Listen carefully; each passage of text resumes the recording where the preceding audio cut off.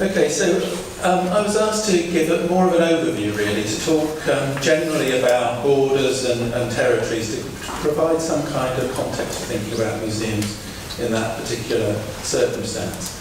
I've called this situatedness because situatedness is something that in all my work has been quite sort of central to what I do. It's central to the way that many museums look at the world, the fact that individuals, communities, nations are situated in time and space and possess particular psychologies and cultures, and that this has an effect on what they produce. And I think this is a point at which we can build strength and richness in culture. I'm going to go and visit nationalism and things like that through this talk. Let's see if it can work this. So, a station in Sweden. We couldn't imagine this a decade ago when I started working on a European project led out of Sweden. Catching the train out of Copenhagen to Malmö is a completely different experience these days to a decade ago. In Britain today, borders are policed in every institution. So universities police borders, hospitals, doctors' surgeries, schools, all of those spaces they police borders looking for illegal immigrants. That's had, if you've ever picked up any of the news coming out of Britain over the last 12 months, it's had devastating consequences for some legal British citizens who don't have paperwork to prove that they should be in Britain. Some people have been in Britain longer than I have. I'm not going to talk about this modern political context. I know that many of you will do so.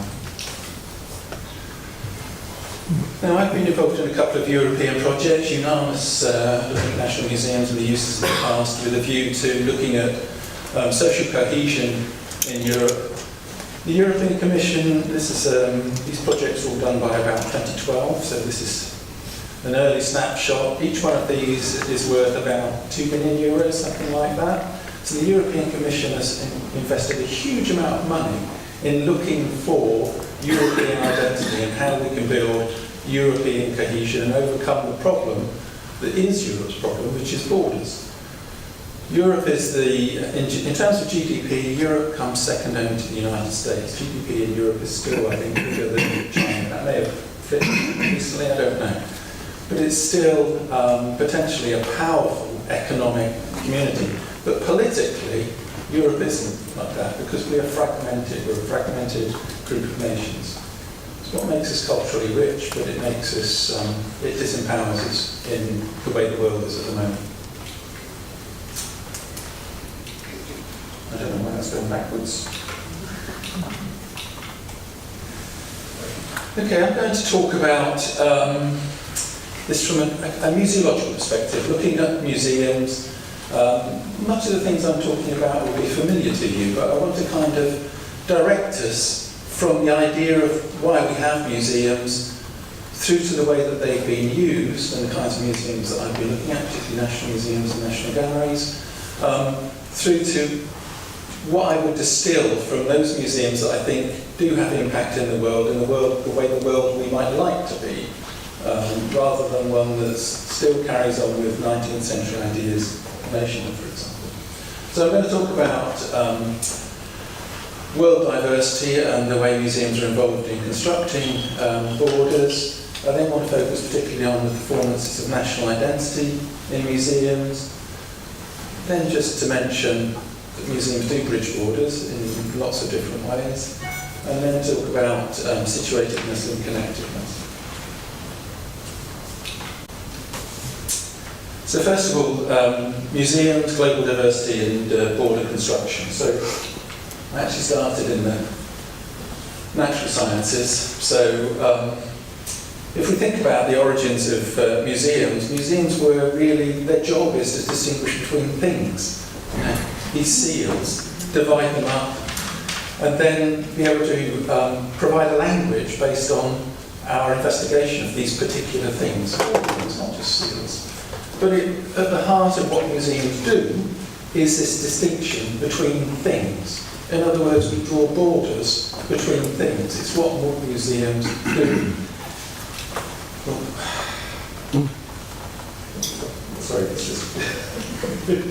changes its mind which way it wants to go.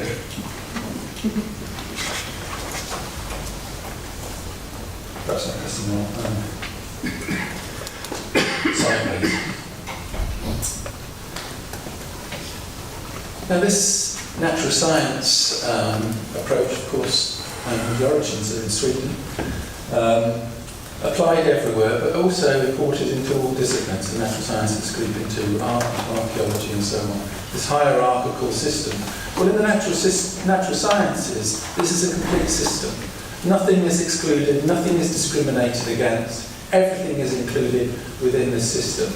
And all things within this system, like this bird, the magpie, become reduced to black boxes, you could say. We attach a name to them. We don't know the characters that make us, enable us to define this particular thing. We convert it into language and into concepts. But we can take those ideas and apply them to other disciplines, like art history, for example. We can collect and arrange in exactly the same way in museums, but we're no longer talking about a complete system. So within art history, different countries get excluded. Nationalism, story of nationalism, particularly French nationalism, underpins art history. The borders of France lay down the canon for Europe. In Napoleonic France.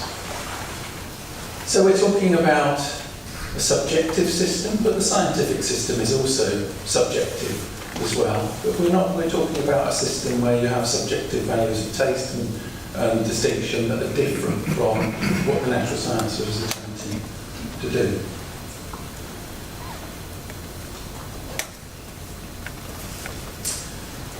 But this activity, which you might think of as archaic and distant in terms of what museums do, not so many museums are doing this kind of thing anymore, led to the possibility of there being a knowable reality, something beyond mythology, that we could build language, structure, and our disciplines. So if you go back 200 years and look at what museums do, you can see the emergence of disciplines, you can see the emergence of the language of our disciplines, the invention of concepts, which meant that we could conduct these disciplines outside of our collections. We can actually leave the museum behind to have conversations about geology or art or whatever. So a rational understanding of the world. But in this process, museums also impose borders on the world, cultural hierarchies, and singular truths, often Western truths. The museum is a Western invention, but it will be found everywhere in its Western form. It disenfranchises different communities. It can involve cultural imperialism, homogenised culture and value, and produce illegitimate cultures in particular areas and partisan worldviews. Museums propagate a view that the world is just to be understood in terms of rationalism. I used to work in that world. I don't believe that the world can be understood in that way at all anymore. Or it can, but there are other ways to understand the world. Of course, in the closing decades of the 20th century, when we went through a period of reflection on the nature of disciplines and power distributions in society and the implications. These days I look at art history more than the natural sciences, and art history for the last 50 years has seemed to have gone through a succession of crises as it discovered, gender discrimination, race discrimination, global discrimination, and saw the museum implicated in constructing a system that empowers certain groups. Now in art, this conversation is still ongoing as art historians attempt to understand the world, or to incorporate the whole of the world into our understanding of art history. Almost every country on earth, by the 20th century, was, for example, painting. So the last country I went to looking at this sort of thing was Mongolia. Mongolia started its painting in the Western style in the early 20th century, but it's one of the most isolated countries throughout the 20th century. You won't find that in any book on painting or art history. It's completely excluded. But most countries in the world are excluded from those art histories. Well, the debate today is between those who are empowered, American art historians say, who believe that there is no need to reorganise the world and to rethink the discipline in terms of the way that it should view art production, art practice around the world. Or perhaps that a Western view can just be extended to include those Mongolians. And on the other hand, there are, particularly in India, lots of art historians who are saying, oh well, you know, there are other ways to see the world. If you look at the world from here, it looks completely different, you know, and what you're doing is just you're continuing to be neo-imperialist, you know, you're imposing your ideas on our world.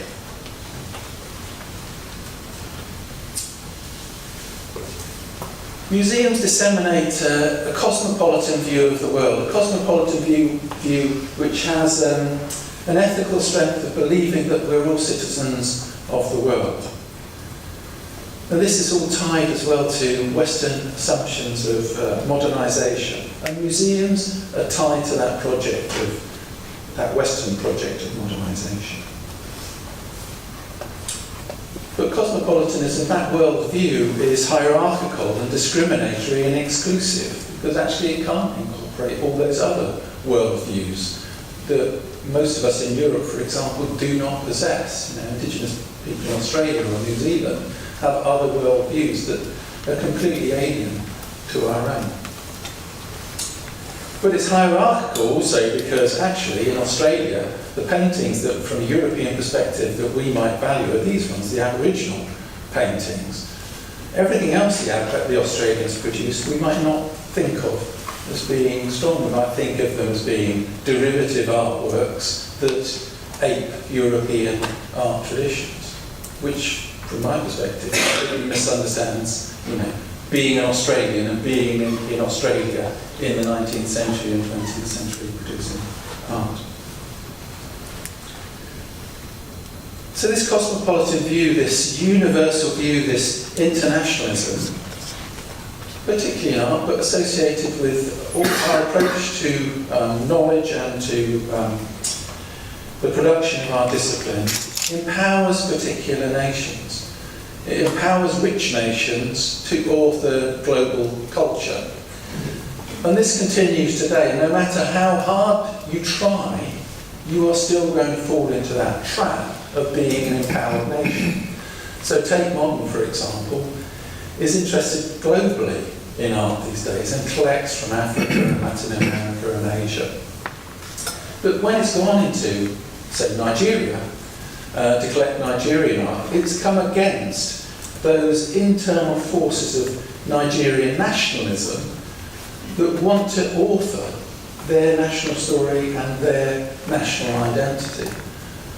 And as Beck says here, you know, that this sense of interconnectedness that us European cosmopolitans might say that we have is actually tinged with this power that we also have, that means actually things aren't equal and we are always more capable of doing things than you are because you live in a world where you still suffer from corruption, where you don't have the resources that we have. Now, many nations in the world have wanted to be recognised as nations, to affirm their borders by being represented in museums in the West. So a good example is South Korea.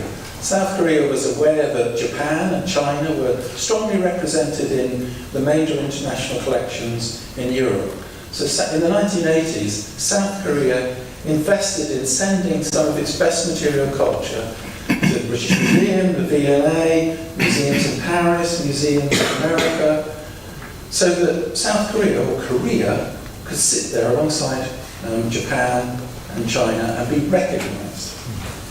But those displays are also policed by the Koreans, so the Koreans will also send out museologists from their own country to see how those displays are doing, to ensure, for example, that it's being represented in a way that the Koreans would recognise. Because that Korean material culture is very closely associated with Korean identity. And since the Koreans were occupied brutally by the Japanese, after the Second World War, they've spent much of that time finding their identity, documenting their identity and expressing their identity. And they want to make sure that when it's represented abroad, it's the way that they.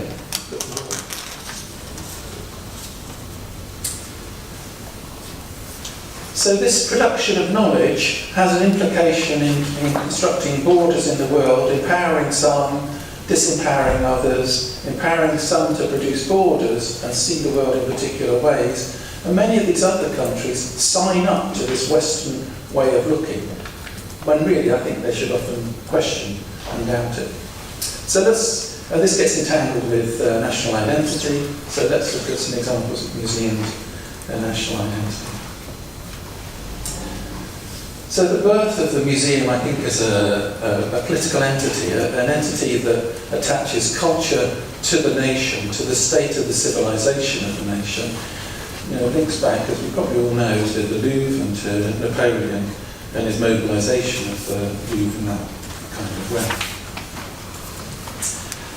National museums across Europe were produced in a way that imitated each other so that they became a club. And when I looked at national galleries, and you could look at artists like, for example, Rembrandt, possessing a work by Rembrandt meant that you joined a club. So the National Gallery of Canada, actually still on its website, says in such and such a time we got our Rembrandt. That meant we joined the club of international institutions that distinguished them from these national galleries that are very nationally based.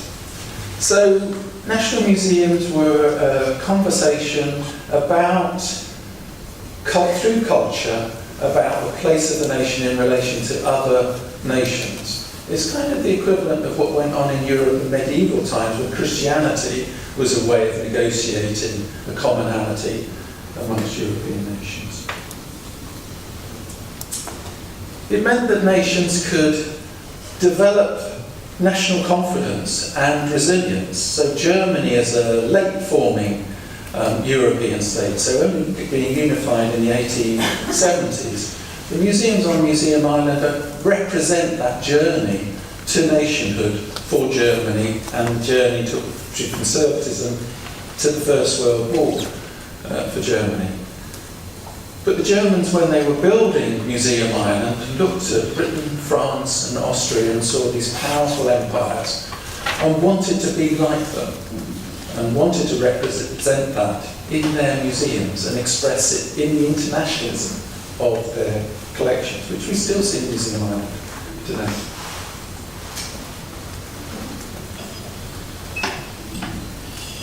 So nations could represent themselves in using an international language or an international symbolism. So if you stand on Hero Square in Budapest and you look across to the Museum of Fine Arts, or you see the monument in the centre of the square there, you'll see every European city. You'll see everything since Rome. You know, you'll find Trafalgar Square in London, you'll find the square in St. Petersburg, but you'll also find these squares in Pyongyang, in North Korea, Tiananmen Square in Beijing. They won't have classical architecture like this, but they'll have the communist version of it, which is square columns. So an international language to represent the nation through the building of museums. Now, even if these disciplines produce this internationalism, so internationalism in art, for example, and even if there were trends in painting, say, in the 1880s that travelled around the world and emanated from France, it was still possible to locate national identity within those works, and not only for the artist to locate that national identity, but for the museum then to make something of that national identity. So to this day, you know, this painting on the top left here is the most famous painting in Norway, isn't it? Oh no, it's the second most famous. Actually, the Bride of Voyage is the most famous. This is the second most famous painting in Norway. So symbolic of Norwegian identity, Norway finding its identity, the place of the peasant, this particular landscape, going back in time to origins, something that is essentially Norwegian. Australia, they're burying someone else there, they're burying a pioneer. So the pioneer in this case is being lost within Australia, but it's also a similar narrative of origins. And in Mexico, an Indian being buried, well, in Latin America, reaching back to the indigenous peoples was a way to disassociate yourself from Spain, for example, and from the colonial project, to say that there was something essential within Mexican culture that is nothing to do with European culture. So this was represented by artists, this is what people were doing in the late 19th century, but it's also used by museums in various ways, by dividing up these artworks, isolating them in national collections within national narratives, away from an international circle.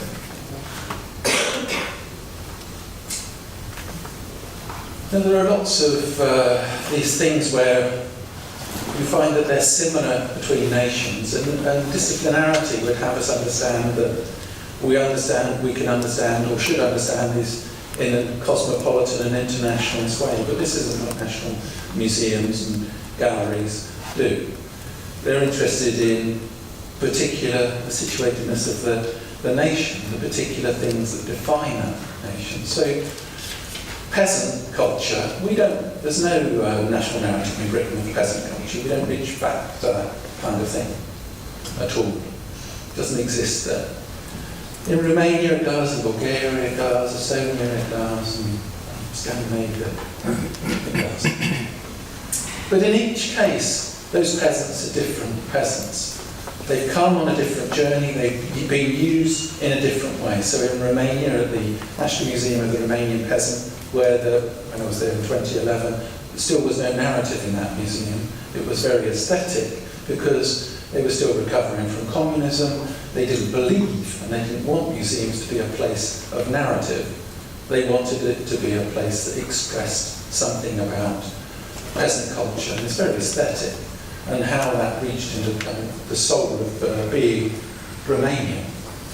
But it's a story of Romania and the peasant in relation to policy within Romania. Bulgaria would be very different, the peasants are being used differently. So, although there's the sameness, when museums start to produce the nation, they distinguish these things so that they become unique to those particular nations.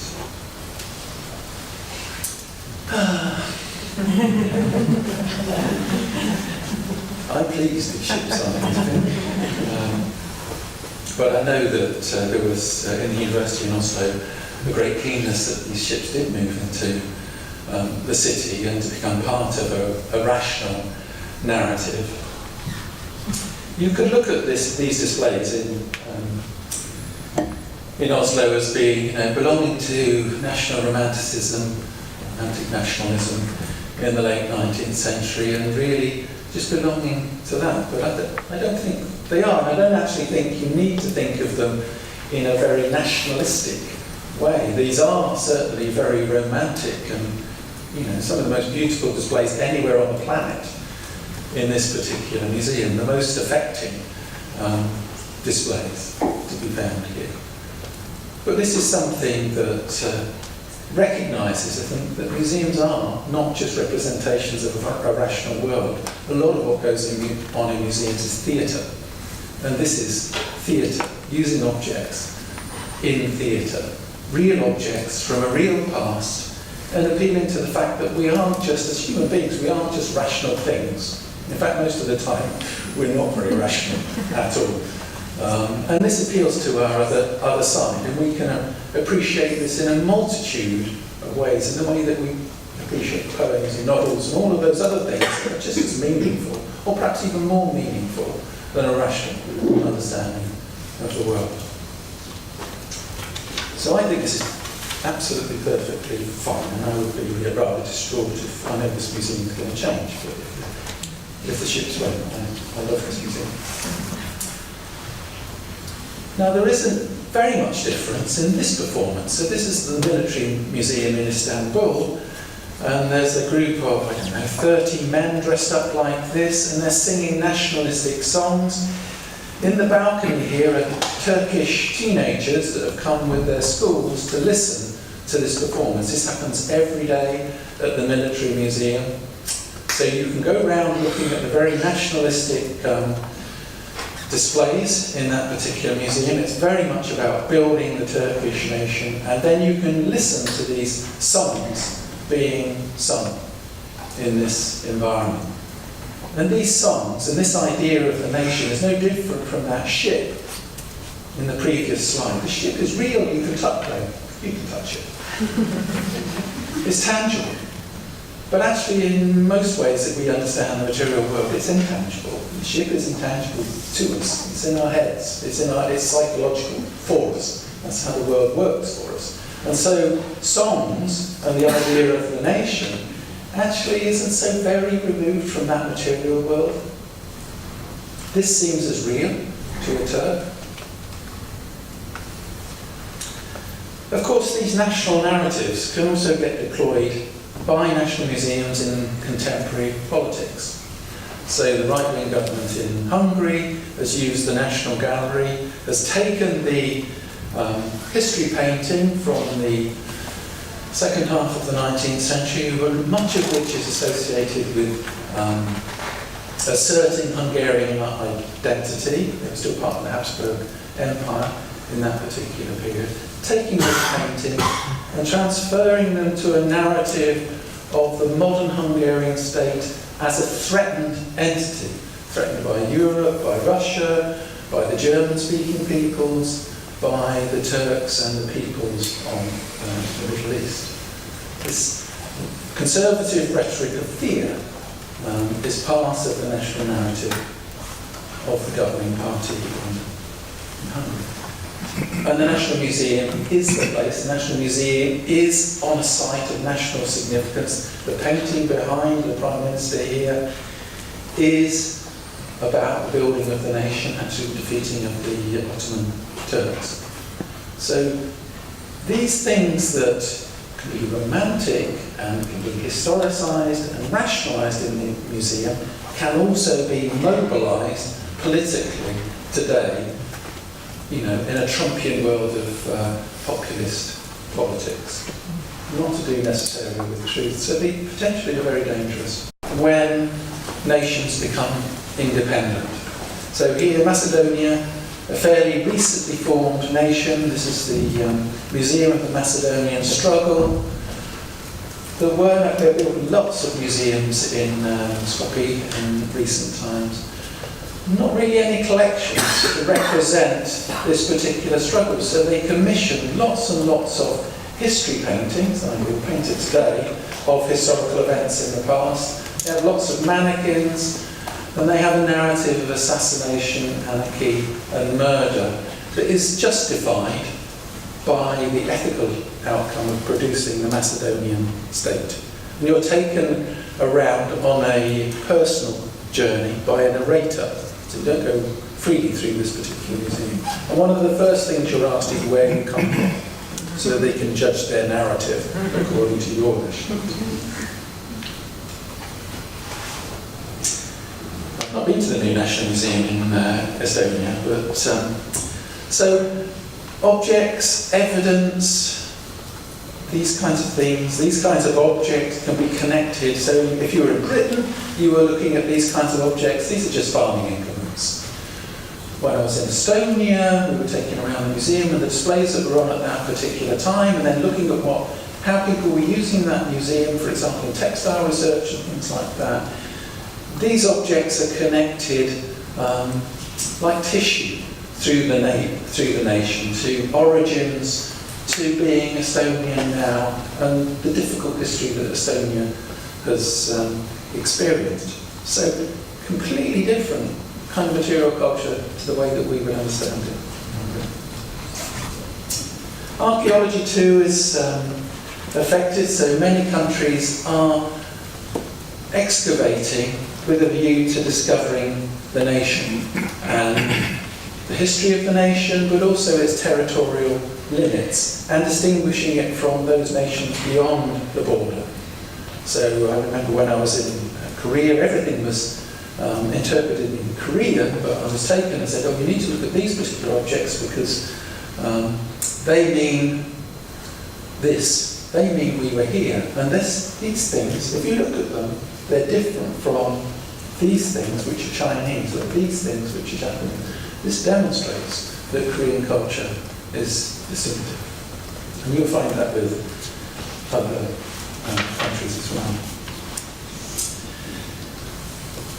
Something you won't find in Western Europe, I don't think, but you will find in, well, here in Albania. You'll find it in the National Museum of China, with Japanese atrocities in China during the Second World War. You'll find it in National Military Museum in Istanbul in relation to the Armenian genocide, a counter-argument saying that actually the Armenians were murdering Turks. Here these are images of people who were murdered in the last days of the dictatorship in Albania. Physically, the photos are there to demonstrate that this really happened. Now, in today's world of fake news and news bubbles, we can perhaps understand why this is necessary.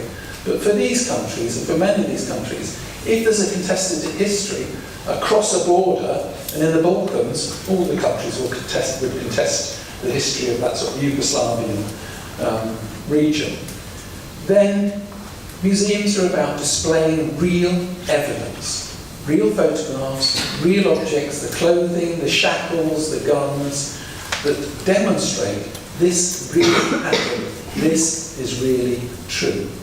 And for those people visiting these displays, also, this is what happened, so that you could have your nation today. So in Albania, there's a narrative in Albania which is, we followed every possible ideology in the search of a national dream. And then we discovered that was a stupid thing to do. And after 1990, let's not follow any ideologies at all. So these displays are also talking about the consequences of ideology. So museums explicitly and implicitly are producing lots of different kinds of borders in what they are doing. And maybe we can detect them, and maybe we can't.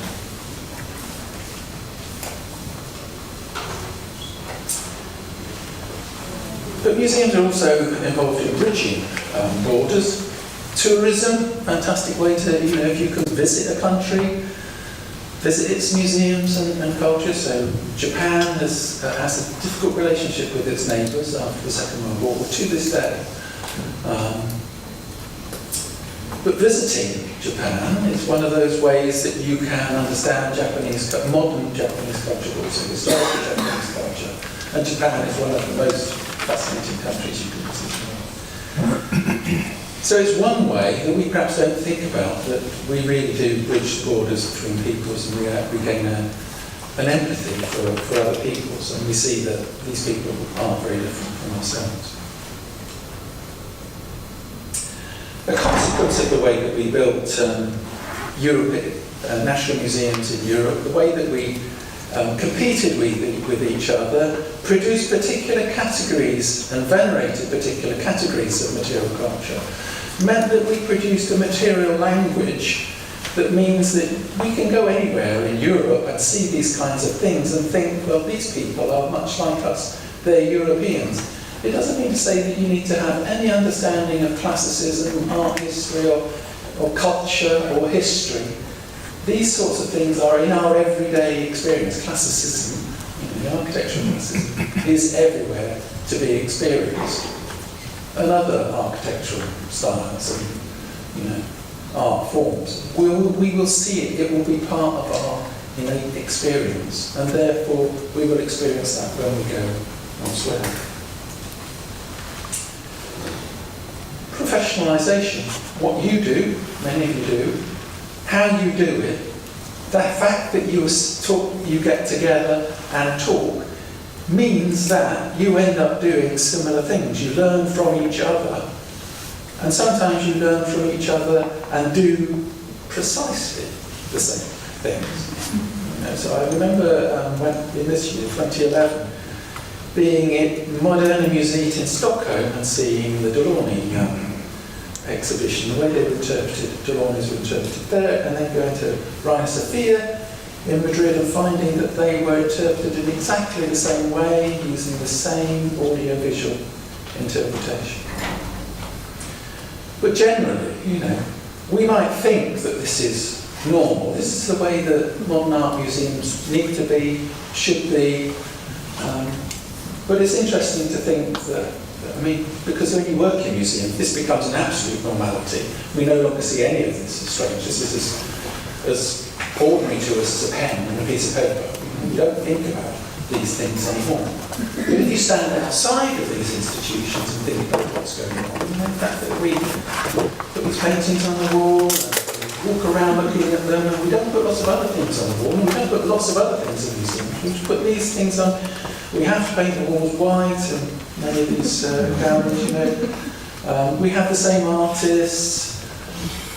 It's a really strange thing going on, But museums become the same. We become the same. See, I could have put on here Mexico or Japan. You go into a modern art museum in Japan. It's very nice. Actually, the art is rather different, and that's what I'm interested in doing, is actually going to those places and saying, there's something the Japanese are different, definitely. There's something different going on here. But the aesthetics of the space are just like those in Sweden or other parts of the world. So those things have made us, they bridge borders. It means that we can see ourselves as being similar or the same, that we can have the same conversation, that even if we don't speak the same language, we are like each other. During the Second World War, the Council of Europe was proposed, and after the Second World War, the Council of Europe became involved in, so today it's involved in human rights issues, mainly doing human rights work.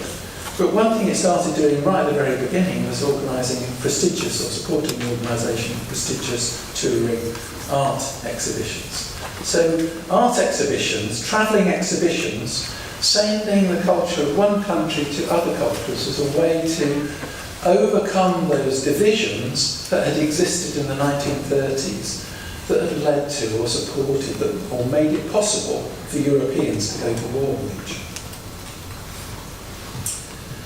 Cultural diplomacy, of course, has gone on throughout the 20th century. Today we see China, amongst all countries, doing a great deal of cultural diplomacy. I've had a couple of PhD students doing work on cultural diplomacy, one looking at American cultural diplomacy during the Cold War. So material it was particularly the conversation it was having with Russia and China. And what was interesting was that it was actually designers and the people who were curating the collection, curating the material at World Expos, that were the ones that were deciding how America would be represented.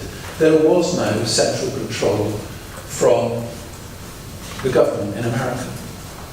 I had another student working on Chinese exhibitions coming to Britain out of China. And of course it's supposed that the Chinese government, because of course it produces a policy on cultural diplomacy, that the Chinese government might be using its collections politically as propaganda. But what she found was that actually again it was down to professionals, and often it was the British professionals who were so enthused at the possibility of having soldiers or other pieces of rare material culture shown in the West that made them advocates for China. So it was the British saying China is such a wonderful civilization and culture, we really must appreciate it. Now, the opening up of China began in the late 20th century, but it's only in the last 10 years or so that we have seen a major change in the way in China's position in the world. You know, if I said 15 years ago, we hardly ever had a mainland Chinese student. Lots of Taiwanese students, people from Hong Kong, rarely someone from mainland China. Today, most of my students are from mainland China. Huge number. You know, in the course that I teach, there'll probably be 50 Chinese students within that particular group. So Chinese students and Chinese tourists have changed the world. And Europeans didn't really understand China 10 years ago. Today they're gaining an understanding of China. They're often ancient China. Many of these touring exhibitions, or exhibitions that are produced for foreign audiences, they're aestheticised and they're about affective change, attitudinal change to the way that we think about these other cultures. So it's less about the subject matter and it's more about our common human experiences. I'm going to shoot it here. It's also possible to talk directly about real stories. This is the History Museum in Sarajevo. Sarajevo was under siege for a number of years. The museum, the reason the roof is all damaged is through shelling during that particular conflict. So the museum is heavily damaged. And we went through all the countries of the Balkans, and most of those countries' museums are really keeping material culture. They're like an armoury, because cultural heritage is about the nation and therefore is about the next conflict. Sarajevo was a place where it was saying, we have different ethnicities can live together. Quickly, situatedness, connectedness. Often what we do in museums and what I've been talking about is termed by institutionalism, ideas about identity that have been fashionable over the last 30 years, political symbolism, much older, lessons in knowledge that we give, a cosmopolitan idea, all of those things I flagged in red. I think it's more interesting to think about citizens, people, and their lives and how they live their lives, situatedness, what tools do you need to live in this world today, and about connectedness. I'm quickly going to go through a few slides here. So we move to positions where, rather than having a single narrative narrated by curators, perhaps in many countries determined by a government, it's possible to have multiple perspectives on history to demonstrate that people come from different backgrounds, they have different life experiences, ethnicities, religions, see the world differently, feel enabled to let those people have a voice. It doesn't mean to say they're complaining about, their treatment or anything like that. They're giving you a different perspective. And this is a really effective technique because you turn ethnicities and groups into individuals, and so you feel like you're having a conversation with an individual, that you can know someone, you can empathise with them. We also understand that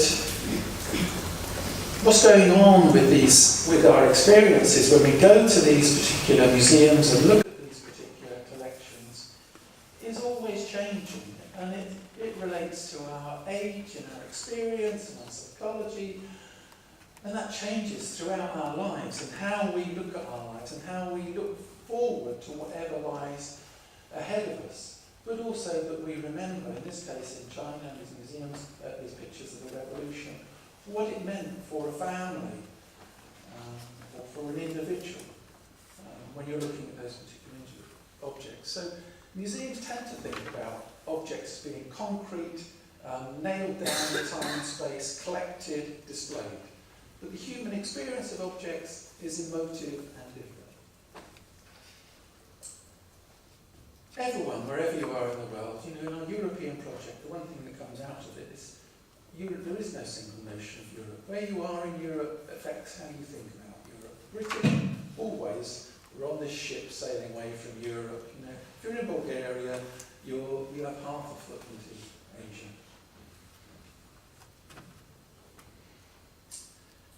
And that this looking at the world produces particular experiences that are unique. So in Mongolia, the horse is, you cannot understand, for a European I don't think can understand the horse as it's understood in Mongolia. There are lots of horse people across that side of Asia.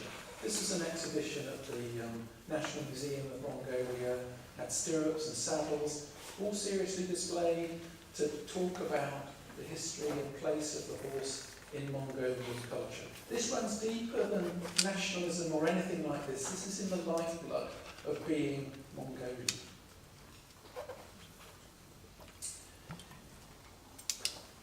In the 1990s, people began to question the Western concept of modernisation, which I said museums were a bit attached to that particular project, to suggest that there are many other ways that peoples, given their perspective and their situation, might modernise, where they might get to, their particular trajectory.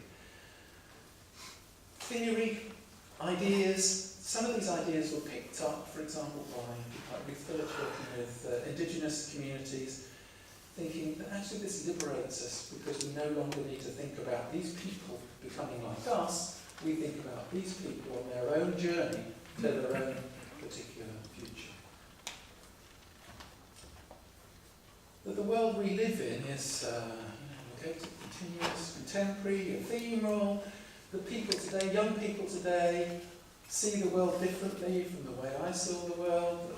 That, I have to find things in books, learn things, make notes. Students today live in a world where you curate culture, where everything is available, information is available to you easily, and where they're more interested in the contemporary than they are in the historical.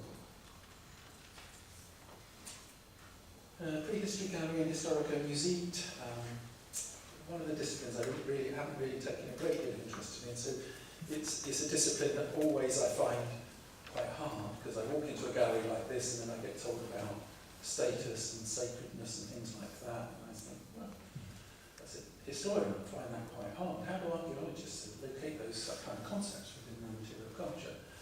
But this is a brilliant, I'm sure most of you have been to this particular gallery, this is a brilliant journey to go on, because you go through a space like this, a standard archaeology gallery, into the departure lounge where everything is questioned, where this museum actually takes apart the discipline of archaeology and says, actually archaeology is just it's formed around what we think now, and archaeology in the past was different, archaeology in the future will be different, and you can ask questions from now, because we're talking about people in the distant past. You can use questions from your own experience to interrogate that past. So this museum actually was grown up enough to say, we trust you. We can empower you to ask questions of the past. But we as archaeologists have our discipline and our way of doing things, but you can have a legitimate view on that past too. Hardly any museums in the world do this. Enable, say to people, say to visitors, what do you think?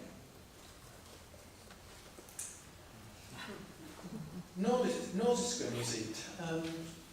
Of all the museums I've visited in the world, this one is the one that actually, I went there and I thought, after I worked out what was going on, because the first time I walked in, we don't have any museums like this in Britain. Our histories are museums class-based, determined by the development of social history. We look at things historically, so often historic history is about distancing and looking at that situation in the past and saying, it may look the same, but it's different. In Nordiska Museet, this was about you're a human being. Human beings are strange. We do strange things. All of those things, our shoes, the way we eat our meals, our swimming trunks, all of these things are constructed and they change to fit our human need. They were about being human. And they made those objects, because one of the real challenges in museums is actually to be able to see the objects and think about the objects, because it's just hard to do that. But in this museum, in these displays, it made you do that. You saw all of these things anew, and you thought about yourself and your place in the world afresh. For me, it was one of those moments when I went, Well, this is completely different to the way that I've seen anything going on in museums. So when I wrote about national galleries, it's about the strangeness of national galleries. I need to get to the end. Empathy is a really, so building on that sort of human condition, empathy between peoples is one of the ways that you can overcome these issues that arise in our bordered world at the moment. So the Migration Museum in Melbourne, on this touchscreen table here, you can touch this, the face of this individual here. That individual will then talk to you, and you'll find out who they are, you'll find out about their story. The Migration Museum in Melbourne works because you come into contact with real people, and you find that those real people are like yourself, and then you can empathise with their experiences. You aren't watching a ship on the news of people drowning in the Mediterranean and thinking, because you can't imagine that. You could imagine it if you were there, but you can't imagine it. But in a museum, it is possible to actually get into that position of empathising with particular people.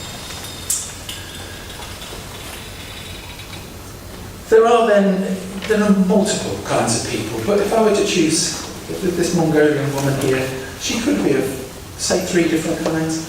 One is that she could be a visitor for whom borders dissolve, a cosmopolitan kind of person who's probably like you and me, and many of the people that visit museums, so they walk into museums that don't see borders.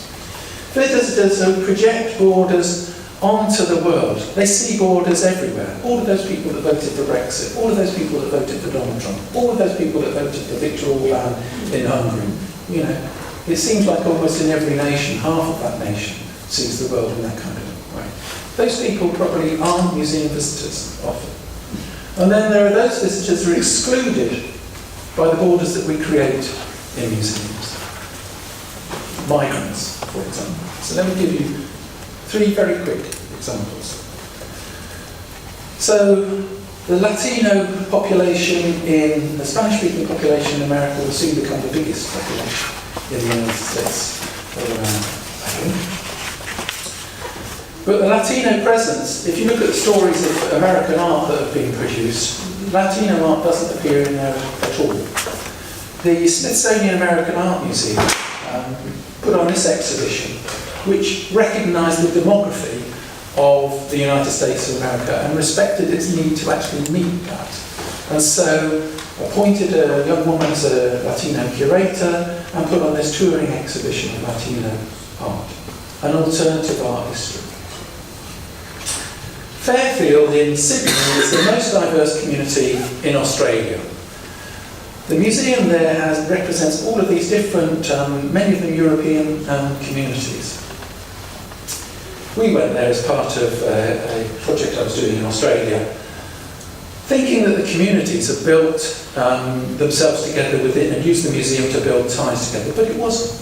It was the fact that a young female professional had arrived there and decided that she wanted to do this, that this was a task for the museum, to build communities together, or tie communities together, to celebrate each of those communities, but also for other communities to celebrate other communities, to dissolve those borders that existed within those different, within this area of Sydney.